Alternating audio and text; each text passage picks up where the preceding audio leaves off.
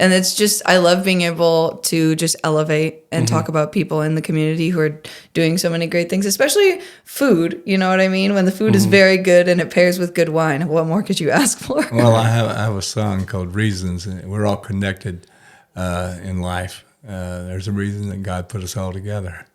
Absolutely. Yeah, I couldn't agree more.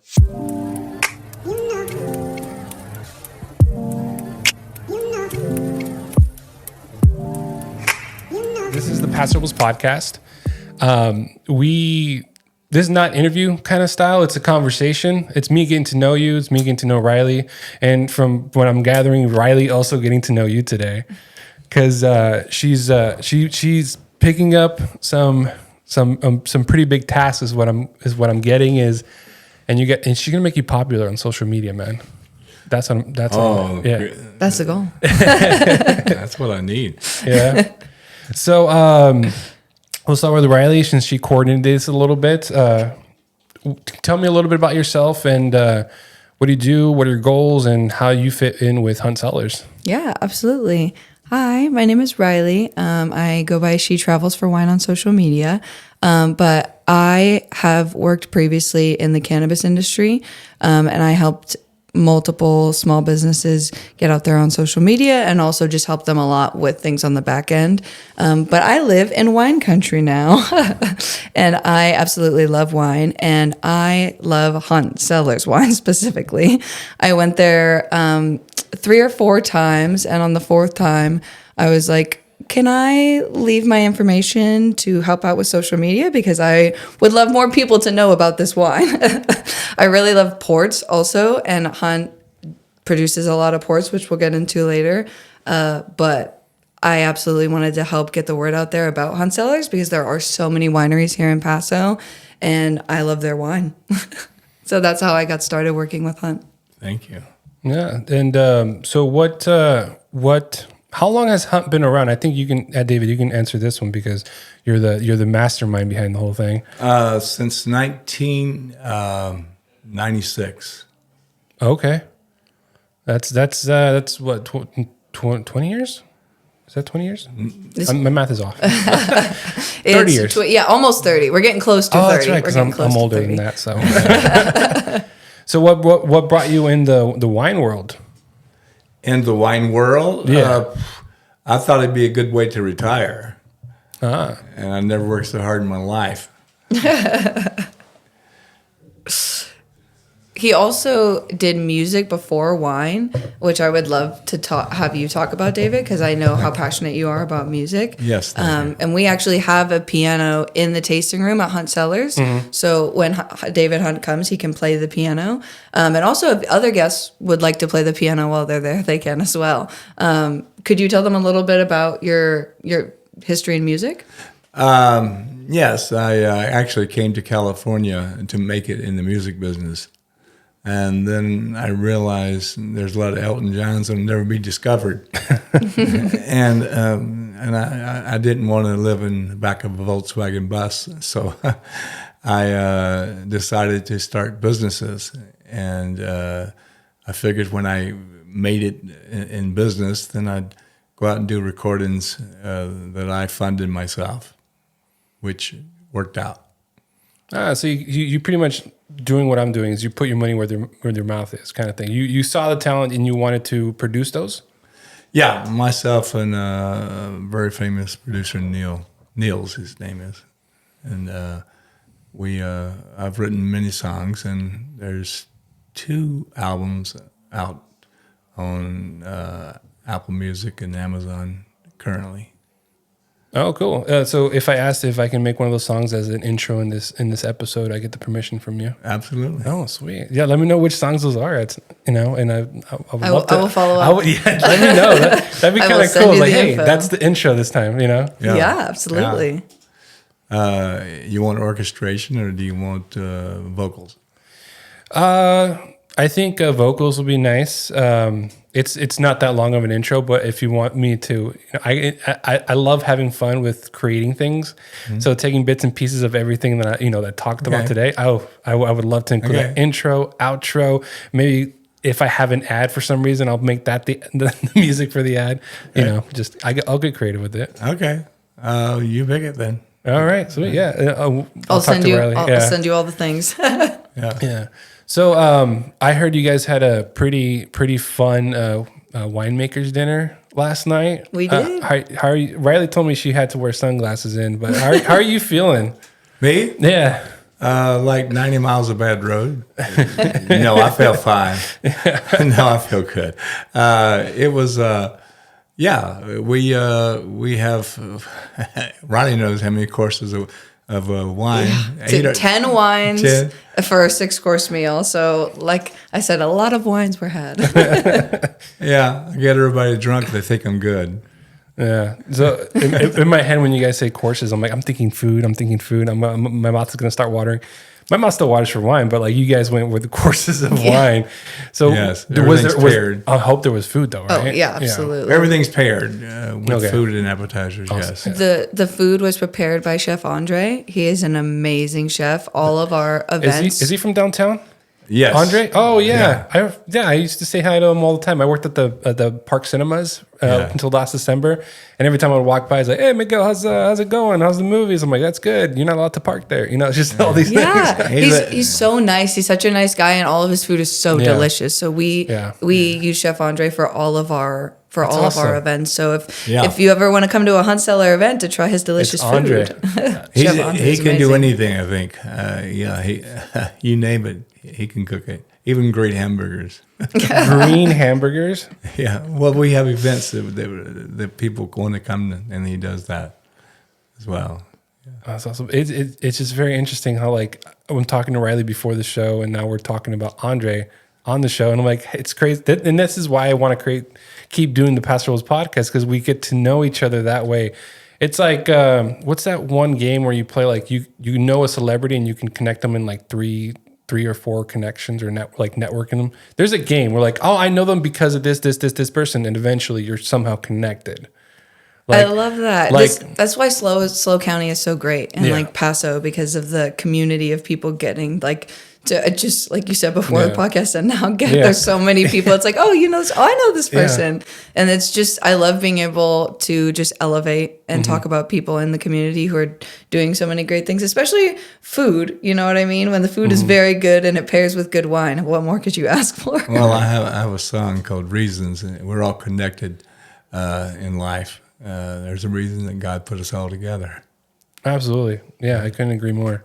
Yeah, it's so. I've lived in Paso Robles my whole life. I was born in 1989, December of 1989. And apparently, it snowed that December. The one time I could have seen snow myself, and I've never seen snow, which makes me a little jealous that I couldn't remember, my first month here on Earth. But what I've seen, I've never seen snow. You remember your first month on Earth? No, I wish, because it would mean like, oh, I have seen snow, but Well, I heard there's mountains in California. yeah, me too. I don't travel as much as I should, and that's one of the crazy things for me is like the 30-minute drive gets you so far here. 45 minutes, just if I spend like the next, I remember driving by snow, every time I go to LA or something, it snows off the side of the road or something, but we never really stopped because, we were on a time crunch. But growing up here in Paso, like I see people growing, starting the families, creating, their networks and stuff like that. Do you have anybody, or do you know people that you met here and now are doing better, are doing good? Like, how do you keep the community vibe so strong like you do?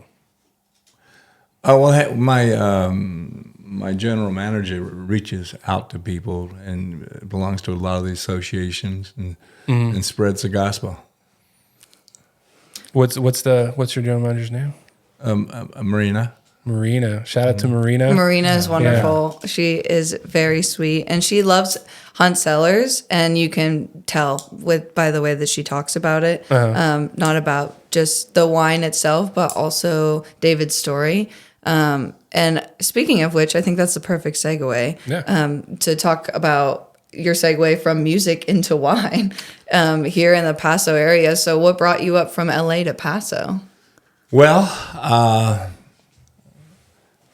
I thought I was so passionate about wine. I thought people would just travel 100 miles just to get a bottle, but it's not really always the way it works. But they do. In our case, they travel from as far as where was it? San Francisco. We had them at the dinner last night. But what got me in the wine business was the love of wine and the fact that I thought I could make a good bottle. And when I found the vineyard, I had a little bit of vision left. I could see the soil. Excuse me. I knew it was the soil, the farmer's curse and the French kiss, because there's a lot of calcareous white soil. There's no rocks. The rocks that are on there are calcareous. You could eat them. So we started planting the vineyard in 1996, 97. 97 is a great year. Yes. I'm a little biased because it was the year I was born, but I think that it's a great year. You're a young child. I definitely have so much love for wine that I feel like so much of the wine community up here is people in their 40s, 50s, and 60s. Mm-hmm. And I think that the 20s, 30s, and 40s are missing out on some of these wineries because they are so great. And another reason why I love Paso is the accessibility to try so many different wineries at a reasonable price. And also you can bring your family, and you can bring, like at our winery, you can bring your dog. We're dog friendly. And I know this area, everybody loves to bring their dogs out to food or to the winery, and they can do that at Hunt, which I absolutely love because I love dogs. I'm a dog person, so I'm a little biased there. But as far as wines and ports, for anybody who doesn't know, Hunt Cellars actually has the biggest variety of ports in SLO County. And I really want to talk about the wines and the ports at Hunt Cellars because they are not only so delicious in my opinion, but the variety of ports that we have is fantastic. David, could you tell them about how we got started in making ports, and then also why we have so many ports compared to everybody else? Okay. In the year 2000, after all these people used to come in, do you have a sweet wine? No, I don't have a sweet wine. Do you have a Riesling? No, I don't have a Riesling. So I'd been researching, and so I filed to get 5 fanciful names for ports. And so Naked Passion was one. What's the other one? Help me here, Riley. Innovation. The Artist, I believe, is one. Yeah, Starving Artist. Yeah. And so anyway, it went down oldie but goodie, and a lot of these were musical names as well, being a musician. And so, how did I come up with so many ports? It happened sometimes as a fluke. Let's say, I try to make at least 2 barrels of a varietal. The traditionals are Zen and Merlot and Cabernet. And sometimes I don't have enough excess of those varietals because of a short crop. So I've actually made a Barbera port and a Sangiovese port, and they turned out unexpectedly great. So love the Barbera port. Yeah, thank you. So after the 2000 series, I'm one of the few wineries that can use the word port legally from Porto. So there we go. But I can't create any more fanciful names. Oh, okay. So basically, Portugal had a cutoff, just like the region in where champagne is made. Oh. How they say, like, champagne. You can't use the word champagne. Yeah. So it's after a certain year, Portugal cut that off. And so we're one of the only people in Paso and in SLO County that can call them actual ports. Yeah. Because a lot of places you go that have a sweeter wines, they'll be a dessert wine, but they can't actually call it a port because of that cutoff. But we can, because we've been making ports for so long. Since 2000. Got it. So me being not the wine expert or anything like that, port is still a wine, is what I'm gathering here. Yes, yes. Well, it's made from wine and it's fortified. We use aged brandy, and we keep the alcohol a minimum, which is 18% to be called port, and we keep the sugar low, between 6 to 8%, so it doesn't beat you up. Okay. No hangovers the next day, kind of thing. After a couple of bottles, maybe. After a couple of bottles, I'm gonna have to test that one day. Yeah, because I've lived here, but I've only just recently started getting into wine myself. So when I'm hearing these terms, and you'd think it'd be common that I would know these things, but in my head, I'm just like, okay, just nod my head and agree. And then at some point, ask that embarrassing question: what is a port exactly? Yeah. So I'm happy that you guys explained that to me. Yeah, I've learned of course. Something today. Thank you so much for asking, because I just feel, I'm a little biased because I love ports, but I also just love sweet wines. And I know I was talking a little bit earlier about like the younger crowd, but there's so many great ports. And I also want to shout out Paso Port, because they also make ports. We have a little bit of a bigger variety, and our ports are a little bit older, but they have some newer ports that are also really great as well. But we're pretty much the two largest producers in the Paso area. So I've got ports that are since 2000 that are oldie but goodies. One I got a Zinfandel, and they're just. I got a couple of barrels left that I'm letting grow. They're really tasty. We make rubies as well as mostly tawny ports. What's tawny ports? It has to be barrel aged at least 4 years. Oh, okay. And you only get that caramelized pecan almond flavors in it, and it becomes like chocolate. They end up tasting more like chocolate after aging in barrel years after years. And this is where the part where I'm start talking about my mouth starts watering, because I hear these terms and I'm just like, at some point I gotta have some.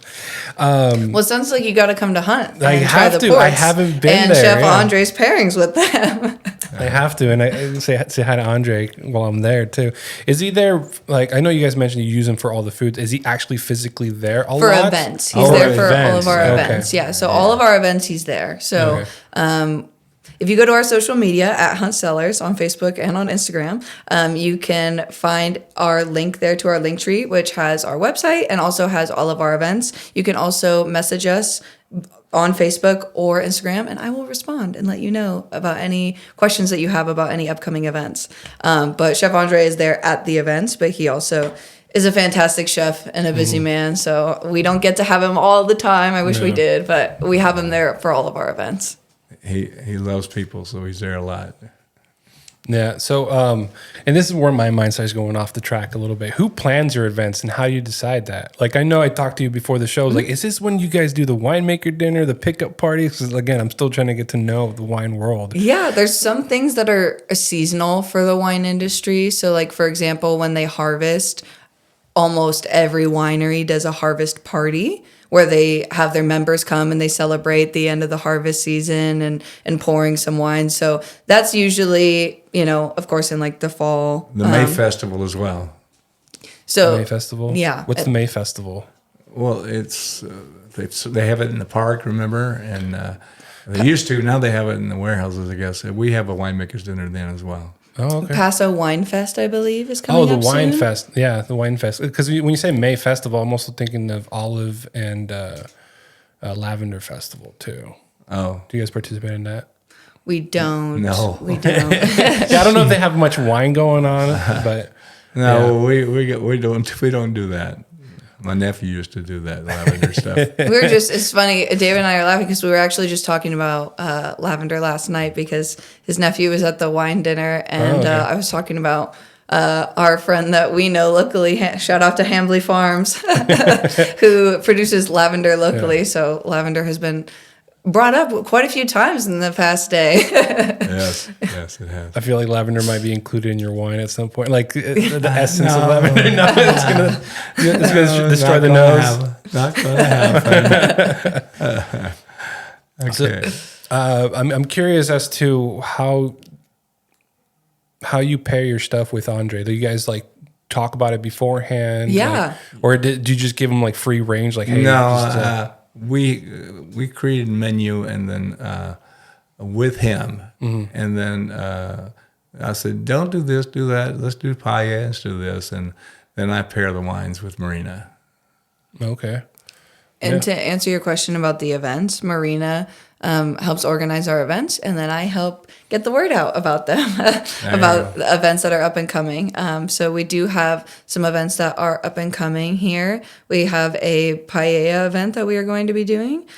So go to our social media if you would like the details, and feel free to ask me any questions. But they're going to be, with the weather, it's so beautiful coming up here in the summer. It's like perfect pouring Pinot weather. and paella. Pinot and paella. Pinot paella. Yeah. That's funny. So Pinot paella. That's good. Okay. Again, embarrassing question. Paella. What is that? Ask her, not me. So it is a food. I am so sorry for anyone who is like an avid paella enthusiast, because I'm probably not going to describe this the best. But it's a plate that has rice and like vegetables and meats mixed into it. But usually a good paella, sometimes they'll be served in like a cast iron dish if you were to go to a restaurant. And sometimes at the bottom, the rice has a little bit of like a crunchy feel to it. Yeah. So you get that like texture of the rice, and then the vegetables in there. And then there's usually some sort of meat on top, whether for us, we had seafood. So a seafood paella, which is very good. But in smaller portions too, you can dish out the paella as well, but that is normally how it comes. There's what is the name of the restaurant? I think it's Luna Red in San Luis Obispo, that they have, like, they're known for their paellas, that people go there because they're like, oh my God, it's so good. So paella and Pinot pairing. Paella and Pinot. That's awesome. David, what's your favorite pairing? What like food and wine? Like, what's your go-to if you do have wine with food? Like, what do you usually like to keep on hand? I don't have a favorite. There's no such. Well, You love all the wine. No, yeah, I like that. I do. I happen to have lived with it for a lot of years, so I don't have a particular favorite food or pairing.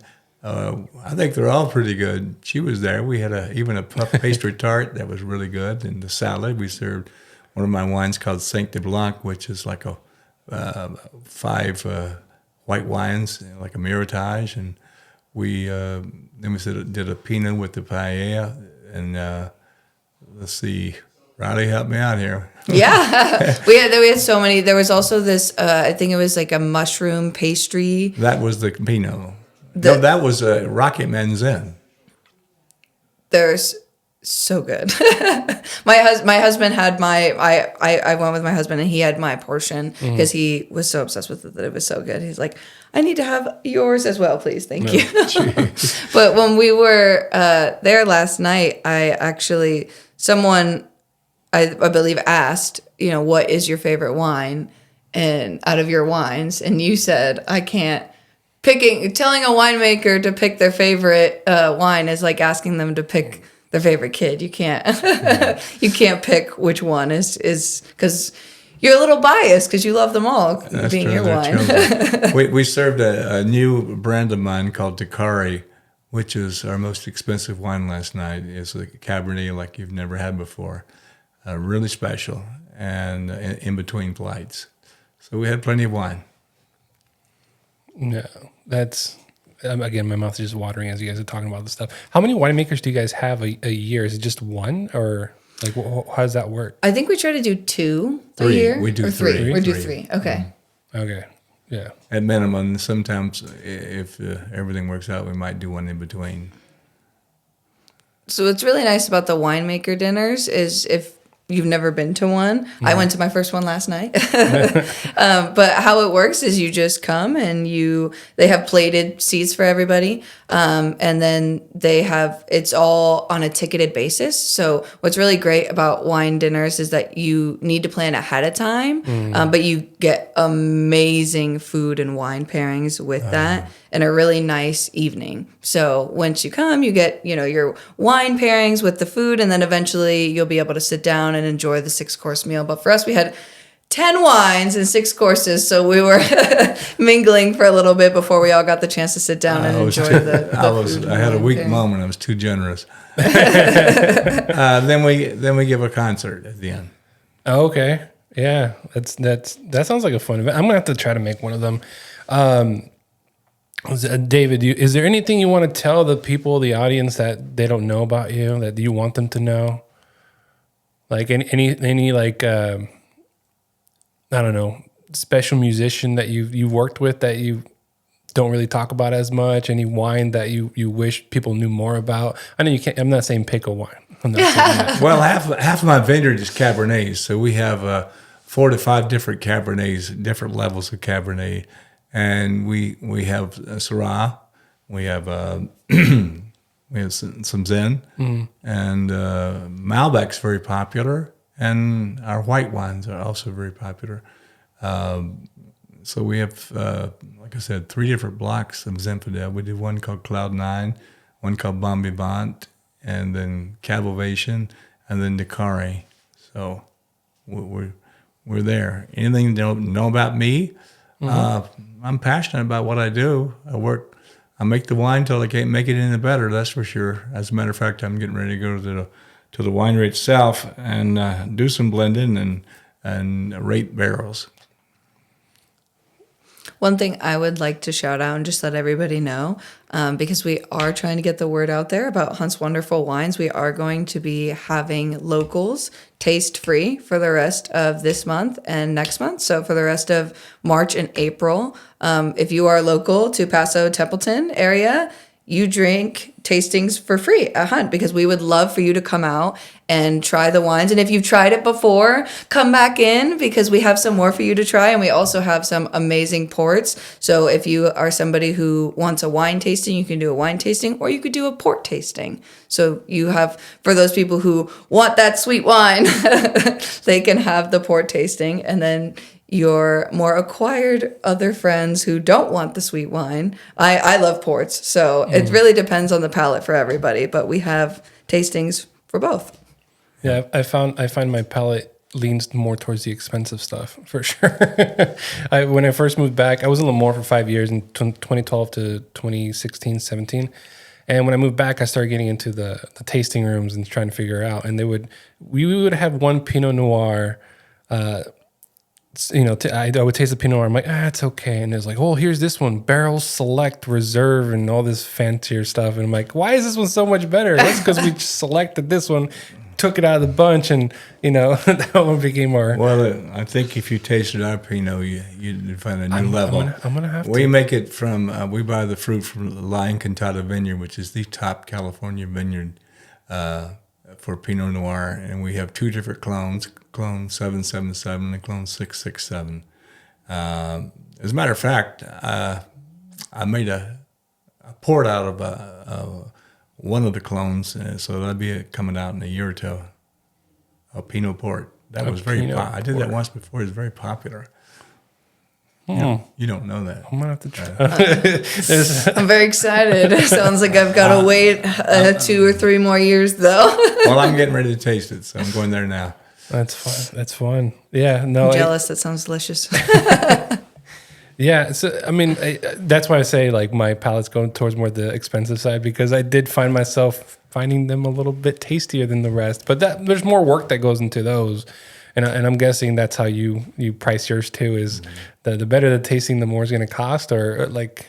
I mean, time and materials are always... So there's certain wines that are aged in oak barrels versus stainless steel. And then you also just... Of course, with our ports, they sit, there for so long. So it just kind of... That happens with the pricing a lot. But what I also love too about Hunt Cellars is that all of our wines are priced very reasonably, especially the ports, because we're selling 15-year-old ports, for less than $80. You know what I mean? And for a lot of people who love ports and are used to those really high-end aged ports, they're used to paying top dollar for it. And for us, you have the ability to try those top dollar ports at a little bit less of a price, which is amazing because everybody has so many opportunities to try a lot of different wineries in the area. But here you get to try some of the best ports in the county for free. We don't do anything in stainless.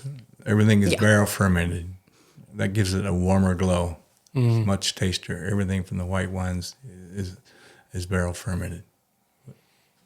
Yeah, when I've tasted I'm not dogging on stainless or anything, but when I tasted stainless, you get like a crisp to it or something. Well, you get something that doesn't feel so good with your teeth.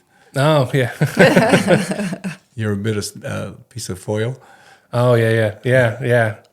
That's kind of similar to that. Yeah, I think it has to be very specific to the type of alcohol you're trying to drink. It's, because if you want it, like when I think stainless, I think for some reason colder. I don't know why. Yeah. Interesting. Maybe because it's just like in cold environments a lot, like used in kitchens and stuff.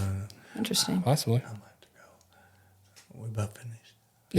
Yeah. So one of the things that I wanted to ask is, what is your goals for Hunt Cellars in the next, however many years you want to go with it? Sell $50 million a year in wine. But there's a little bit of competition. There's a little bit of competition. That's funny. Yeah, I mean that's a good goal to have for sure for any business. But you're what, like a year away, 2 years away? Like what? Yeah, for me, my goal is just to get the word out there. Hunt Cellars is one of the. You said we were number 37, I believe. Yeah. So we were one of the first wineries in Paso area, and I just want to get the word out over the course of the next couple of years. So anyone, please, we would love to see you at Hunt Cellars. Please come by and say hello. Yeah, please do. Yeah. Well, I'm definitely now going to have to make a pit stop. We have an incredible staff, and there's just I'm really blessed to have such great people working there. So come by. You'll have a warm, friendly visit and enjoy the ambiance and our staff and the wines. Yeah. Okay. Yeah. Let's go support them. Let's go make their $50 million. There you go. Cheers to that. All right. Well, thank you guys for coming. Thank you for having us. You did a great job, Miguel. Thank you, man. Appreciate it. A lot of questions.